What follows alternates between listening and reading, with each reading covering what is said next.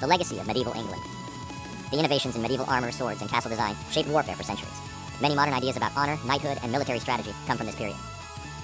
Medieval England was a world of steel, stone, and survival, where technology and human endurance collided to shape history.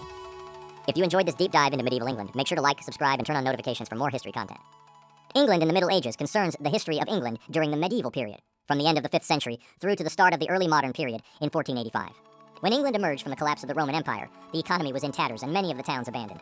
After several centuries of Germanic immigration, new identities and cultures began to emerge, developing into kingdoms that competed for power. A rich artistic culture flourished under the Anglo-Saxons, producing epic poems such as Beowulf and sophisticated metalwork. The Anglo-Saxons converted to Christianity in the 7th century, and a network of monasteries and convents were built across England.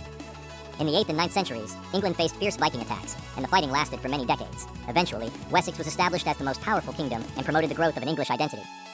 Despite repeated crises of succession and a Danish seizure of power at the start of the 11th century, it can also be argued that by the 1060s England was a powerful centralized state with a strong military and successful economy. The Norman invasion of England in 1066 led to the defeat and replacement of the Anglo-Saxon elite with Norman and French nobles and their supporters. William the Conqueror and his successors took over the existing state system, repressing local revolts and controlling the population through a network of castles. The new rulers introduced a feudal approach to governing England, eradicating the practice of slavery, but creating a much wider body of unfree laborers called serfs. The position of women in society changed as laws regarding land and lordship shifted. England's population more than doubled during the 12th and 13th centuries, fueling an expansion of the towns, cities, and trade helped by warmer temperatures across northern Europe.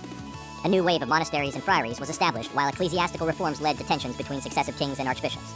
Despite developments in England's governance and legal system, infighting between the Anglo-Norman elite resulted in multiple civil wars and the loss of Normandy. The 14th century in England saw the Great Famine and the Black Death, catastrophic events that killed around half of England's population, throwing the economy into chaos and undermining the old political order. Social unrest followed, resulting in the Peasants' Revolt of 1381, while the changes in the economy resulted in the emergence of a new class of gentry, and the nobility began to exercise power through a system termed bastard feudalism. Nearly 1,500 villages were deserted by their inhabitants, and many men and women sought new opportunities in the towns and cities. New technologies were introduced, and England produced some of the great medieval philosophers and natural scientists.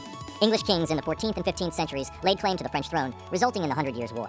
At times, England enjoyed huge military success, with the economy buoyed by profits from the international wool and cloth trade. However, by 1450, England was in crisis. The country was facing military failure in France as well as an ongoing recession. More social unrest broke out, followed by the Wars of the Roses, fought between rival factions of the English nobility. Henry VII's victory in 1485 over Richard II at the Battle of Bosworth Field conventionally marks the end of the Middle Ages in England and the start of the early modern period.